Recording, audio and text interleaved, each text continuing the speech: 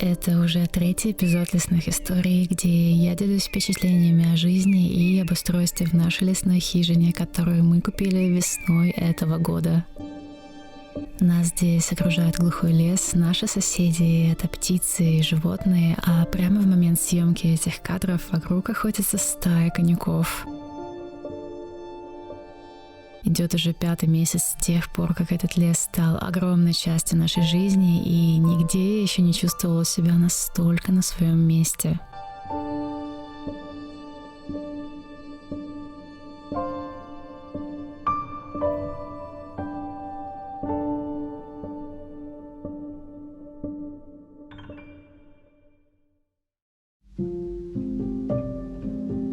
В начале июля вокруг хижины наконец-то начала созревать земляника, и хотя у меня были на нее большие планы, мой запал быстро погас при виде первого клеща, потому получились только небольшие горстки, которые удавалось собрать по краям, не залезая в траву.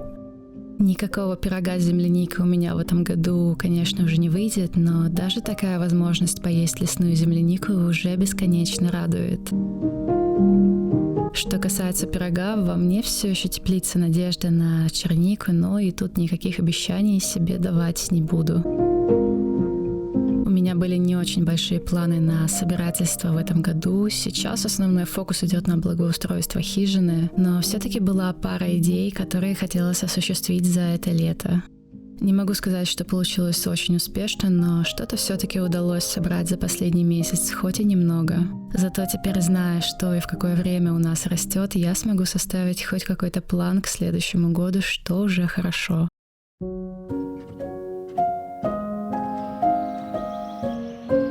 И хотя лето всегда было для меня непростой порой, здесь я ясно вижу, какой это праздник жизни для леса и его обитателей. Воздух с каждым днем уже перестает быть таким свежим, каким был в июне, и несмотря на короткие ночи и длинные дни, комары и слепни ранними утрами и вечерами ограничивают время в сутках, когда можно спокойно находиться снаружи. Днем, однако, на террасе комары почти не докучают, так что мы всегда стараемся использовать эту возможность, чтобы пообедать или попить кофе.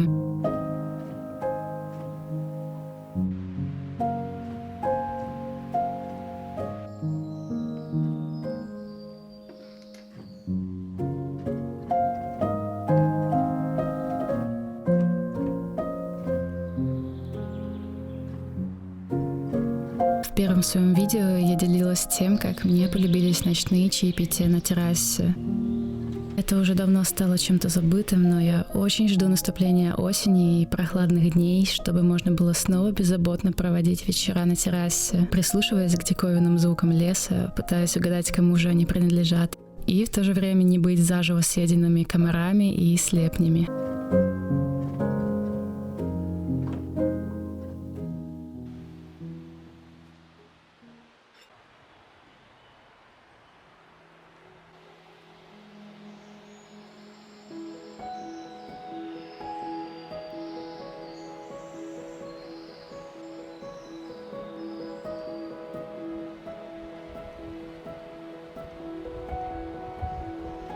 В тот день ударила необычная для этого лета жара, а лес, казалось, стал еще зеленее и гуще.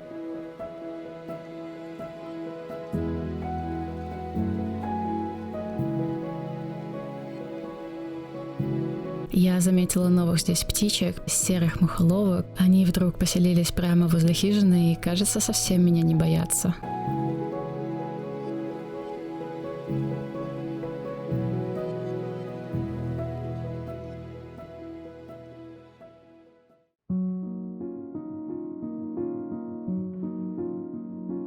Почему-то об этом мало говорят, но единственное, что мне не нравится в жизни в лесу, это клещи. В течение всего лета здесь они занимают мои мысли буквально постоянно, и вроде бы как летняя пора подразумевает свободу и легкость, здесь лето точно не об этом. Каждый выход с террасы, чтобы даже просто пройти до грядки за домом и сорвать лука для еды, подразумевает постоянные тревожные осматривания и отряхивания.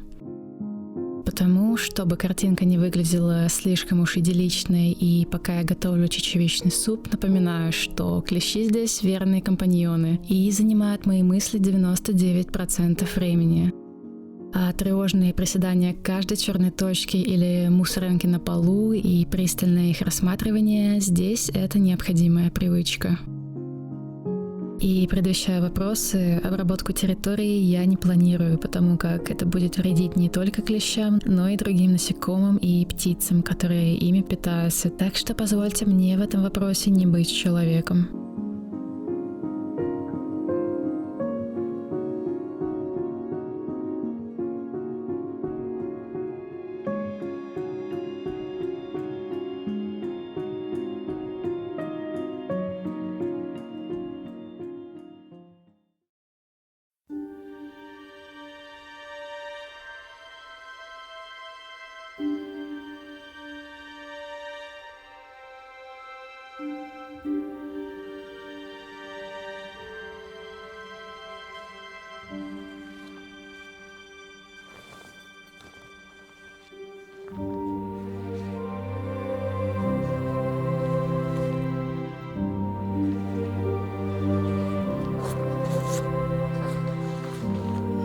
Я вернулась в лес за лисичками, которые оставляла здесь в прошлый раз, чтобы они подросли. И не зря. Костюм мой, конечно, выглядит странно, возможно, но клещей такое количество, что так чувствую себя безопаснее. Вау, я вижу там огромную лисичку. Еще я слышу, громыхает гром. Вот эта лисичка. Холм прямо за хижиной, и тут действительно растет много лисичек, но также здесь много комаров. Я бы хотела спастись как-то.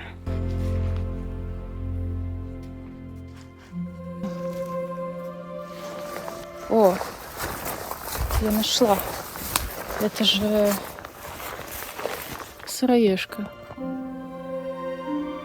Я думаю, что хочу уйти немножко глубже в лес. Мне лучше отнести камеру какое-то безопасное место, особенно если начнется гроза. Лисички разбросаны, мне кажется, по всему лесу, поэтому, думаю, стоит пройтись.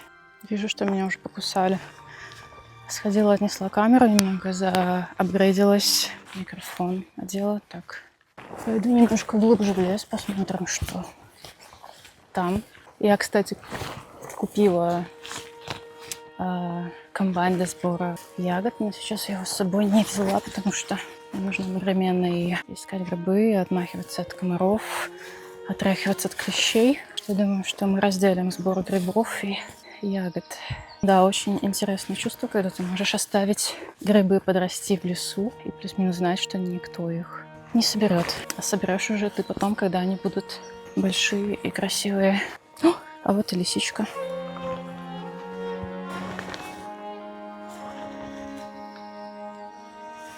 Ягод здесь, конечно, много. Мне кажется, за ними нужно идти, когда, возможно, будет как-то более солнечно днем, потому что иначе здесь, как только останавливаешься, комары облепляют, и не очень приятно. Так, я куда-то пришла.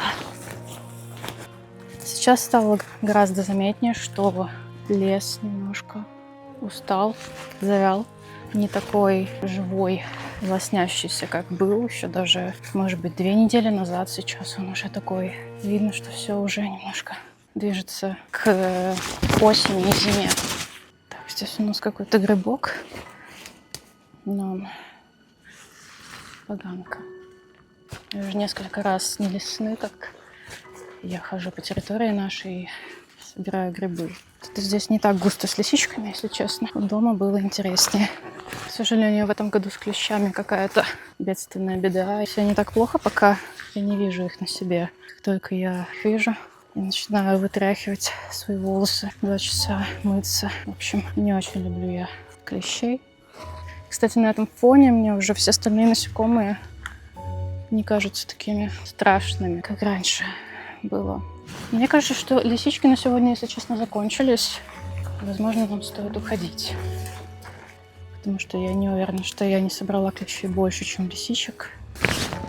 вещей, как мы знаем, лучше прогонять как можно быстрее. Если не получилось вообще пройти через все мои слои.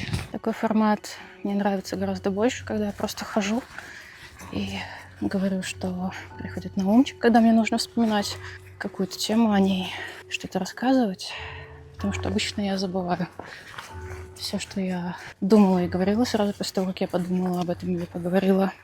И потом это становится довольно мучительным процессом. Но такой формат мне не нравится тем, что это телефон и качество картинки сильно проседает в сравнении с камерами. Видимо, это все лисички на сегодня. Кстати, сегодня мы приехали, и нас ждал неожиданный сюрприз. На террасе лежал лесной конек и пеночка. 2 абсолютно целые мертвые птички. Гораздо больше предпочитаю видеть их живыми. Ну, так как есть. Но здесь грибов тоже нету, так что мы будем довольствоваться тем, что собрали. О, кстати, я очень-очень-очень хотела с самого начала, очень ждала, когда же на елке появятся шишки, чтобы сделать из них шишковый сироп. Или варенье, или не знаю, как это называется, когда ты засыпаешь шишки и такое же количество сахара. Получается такой вкусный-вкусный сироп, который я пробовала один раз, когда мы ездили в один городок погулять по лесам. И там есть местный магазин, в котором делают вкусное вино. Город Лиготный. Там тоже продают всякие варенья местного производства. И там я в первый раз попробовала шишковое варенье или сироп. Сегодня я оделась как бомж. Кажется, я выгляжу не очень презентабельно, но такова жизнь. Такова жизнь в лесу с клещами. Кстати, каштан, к сожалению, заболел. А, кто это? Короче, да, каштан наш как-то заболел. Нужно думать что-то, какие-то меры, как его лечить. Пока я точно не знаю. Но читала несколько статей. Будем смотреть, что мы можем сделать. Если вы знаете, как починить каштан, буду рада любым подсказкам. Немножко провериться от клещей и сходить еще в одно место, но, наверное, вас с собой уже не буду брать. Все-таки приглашаю вас с собой. Пойду сейчас в противоположную сторону. Там немножко растут иногда лисички тоже вдоль дороги. Солнце вышло, и где-то громыхает сильно гром. Это не очень радостно, потому что у нас нет громоотвода. Кстати, у нас сегодня лазоревок, полный каштан был. Обычно здесь не было лазоревок ни одной все это время. Буду пробовать свой комбайн. Так. Давайте вы будете в одной руке, а все остальное в другой. Сегодня мы опять приехали с Фибушей, с нашим котом. Мы должны были приехать вчера вечером еще, но у меня началась мигрень, так что вынужденно пришлось отложить до сегодняшнего дня. У меня в планах на эту поездку, во-первых, вот это все. Во-вторых, я бы хотела набрать, если еще такие есть, здоровые листья земляники, засушить их, чтобы сделать из них чай. И листья черники тоже засушить и сделать такой лесной чернично-земляничный микс. Я не очень успела собрать все ягоды земляники. Даже не то, что все. Мало получилось, если честно. Я правда не поспеваю за тем, как все быстро здесь расцветает, увядает. Возможно, в следующем году получится как-то в более спокойном темпе все делать. Я вижу какой-то грибочек. Давайте посмотрим. Кажется, что это гриб, который несъедобный. Не уверена, как он называется на русском. Наверное, желчный. Он вроде бы как не ядовитый, но он горький или невкусный. О, мои лисички тут где-то. Сейчас мы их соберем. Посмотрим, выросло или где-то еще что-то. О, тут тоже выросли.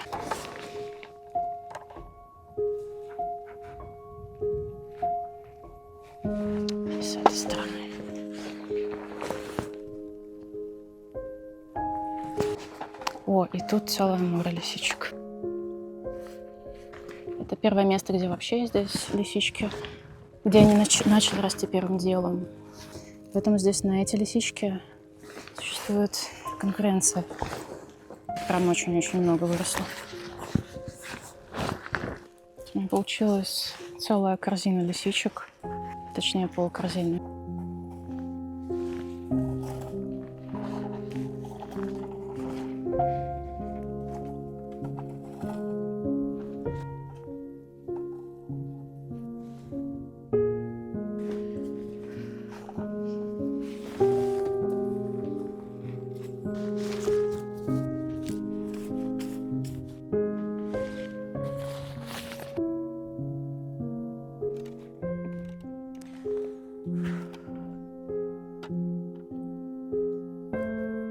Успела вроде бы до грозы, собрала черники, вот только руки все покрасились. Корзинка с лисичками, несъедобный гриб. Очень жарко в этом костюме, хотя бы кусают не так много. Сейчас вот все просто налетели на меня.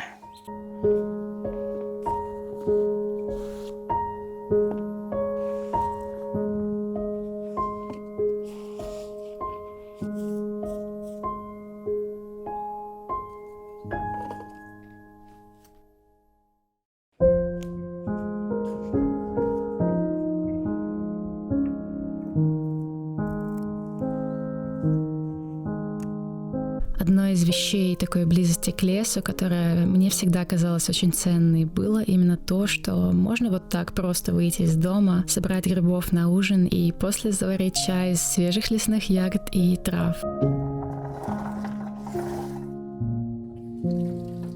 И, пожалуй, как-то так для меня выглядит роскошь.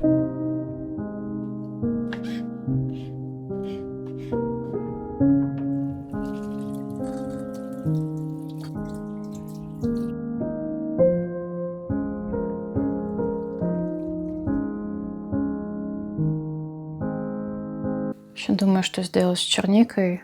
Думаю, что мы приготовим блинчики и сделаем что-то вроде экспресс-варенья. Чернику с сахаром. В рецепте был лимонный сок, но я подумаю об этом.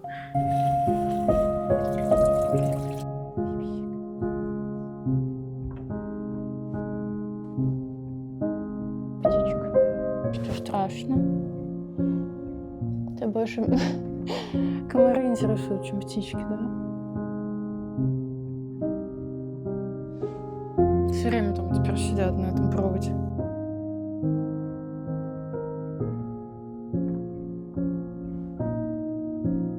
Хорош собой.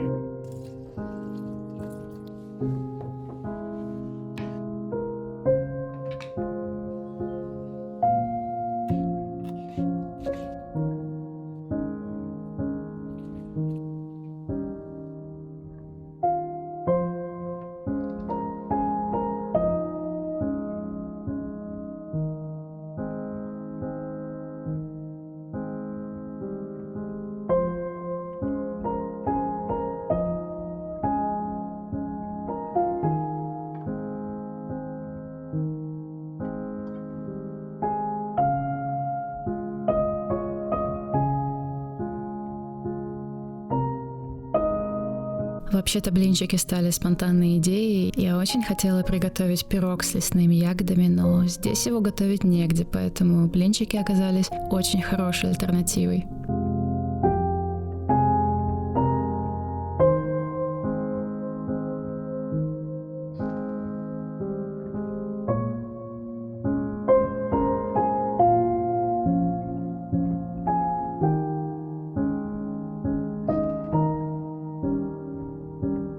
Когда я жила только в городе и выезжала за грибами в лес, всегда старалась попутно набрать немного ягод, чтобы позже добавить их в чай.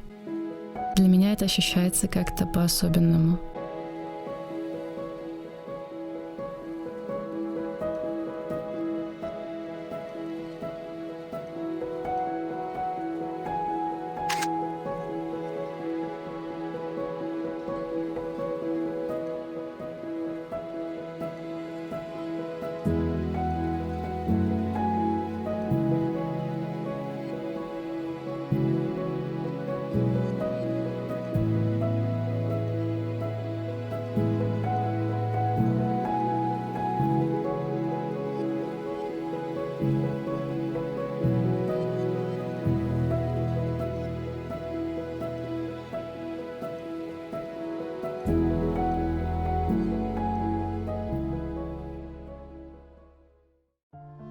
И если в начале июля лес лоснился от зелени и был настолько заросшим, что по нему едва ли можно было пройти, то к концу месяца стало заметно, как лес начал постепенно уставать.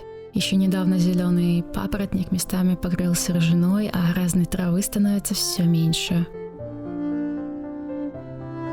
Сложно представить, что в один момент это все снова завянет, примнется к земле и станет таким, каким было в самом начале, в наши первые весенние месяцы здесь, когда можно было ходить абсолютно везде, где только пожелается.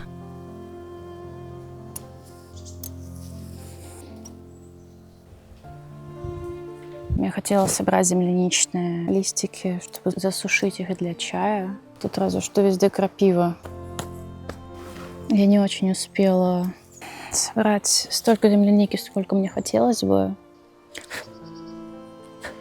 Вообще-то тут еще растет немножко земляника, ягодки.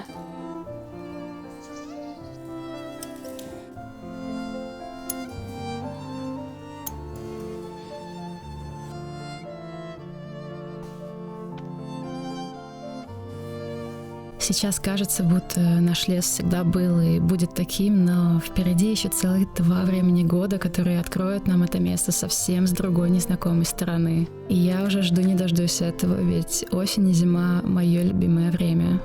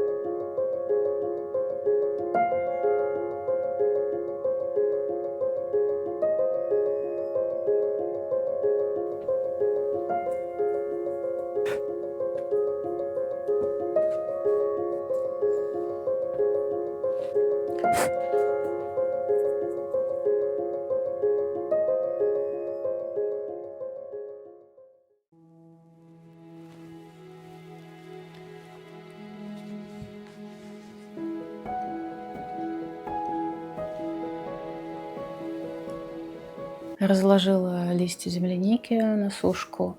Надеюсь, все правильно сделала. Как бы хотелось все то же самое, только чтобы клещей не было. Не хочется лишний раз выходить за пределы террасы, потому что достаточно просто пройти даже по скошенной траве, и обязательно по тебе будет ползти клещ. Мы недавно ездили на море, и было так приятно, что можно было двигаться свободно, потому что на песке нет клещей, и так не хватает этого здесь. Как вообще спасаться от клещей, меня спрашивали. Но в первую очередь это прививка, конечно же.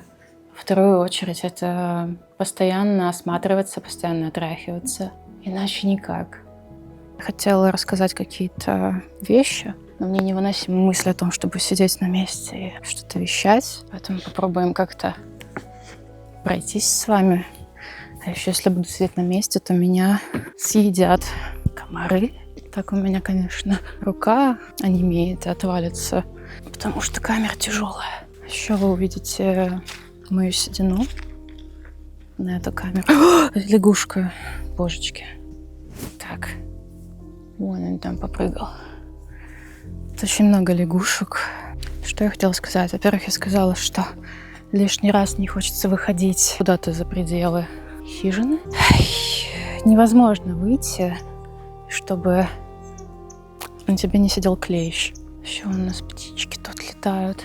Пятнистая мухоловка. Их тут много поселилось. Мне очень тяжело так держать камеру, если честно. Недавно у меня было уже 2 года с тех пор, как я получила права. В течение этих 2 лет я не очень много ездила одна. Мне было страшно ездить одной. Сейчас я уже рада, что я езжу гораздо увереннее, и доехать до какого-то магазина уже для меня больше вообще не проблема. В общем, я рада, что я начала ездить тоже сама. В принципе, я права получала и сдавала на них, потому что знала, что они нужны будут мне для какого-то подобного жизненного поворота. Хоть прошлое видео было с тех дней, как я жила здесь одна и ночевала, но я тогда не делилась своими впечатлениями о том, как здесь жить одной и ночевать одной. На удивление, мне было очень комфортно. Здесь очень насыщенная жизнь, постоянно что-то происходит. Что касается ночевки одной, мне не сказала бы, что мне прям страшно. Мне было страшно, когда ночью начался очень сильный ливень и барабанил по крыше. Прямо там, где я спала, на 2-м этаже. И я тогда вспомнила о том, что существуют грозы, о том, что у нас нет громотвода. Тогда мне было действительно страшно. А еще, когда я ночью там одна, я представляю себе этот кадр с дрона, где стоит эта маленькая хижина, я внутри нее, а вокруг один сплошной лес. И когда вокруг еще льет сильнейший дождь, барабанит по крыше, и это очень необычное чувство, что ты один здесь, а вокруг полная неизвестность. Меня пожрали. Если честно, то на фоне клещей здесь вообще ничего не страшно. Было несколько вопросов по поводу благоустройства территории.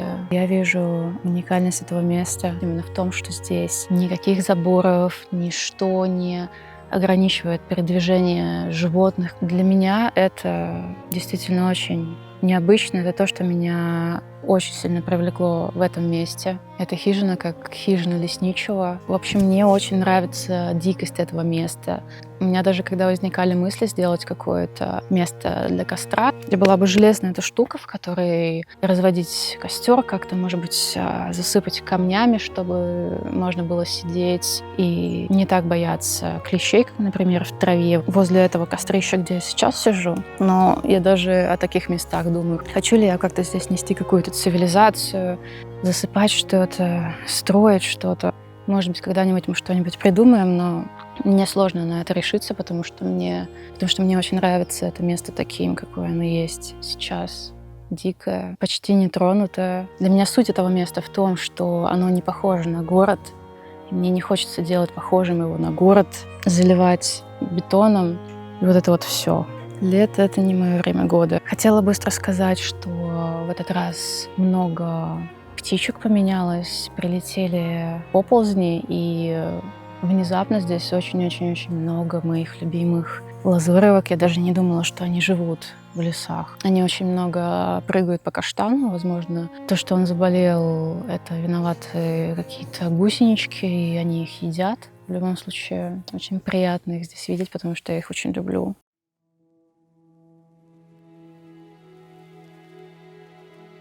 Фипся, привет.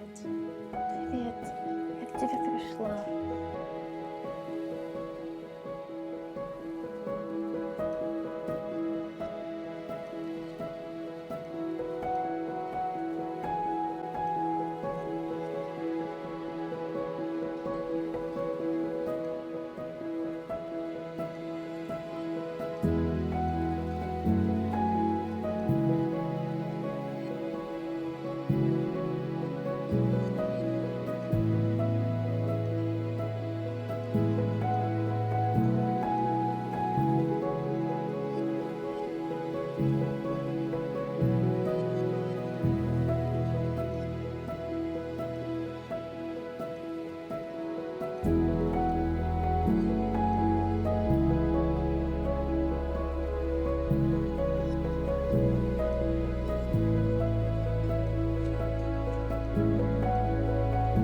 Друзья, большое спасибо вам за просмотр. Очень рада, что вы досмотрели видео до конца. И хочу сказать отдельное большое спасибо людям, которые поддерживают меня на Бусти и Patreon, делая эти видео возможными. Спасибо вам.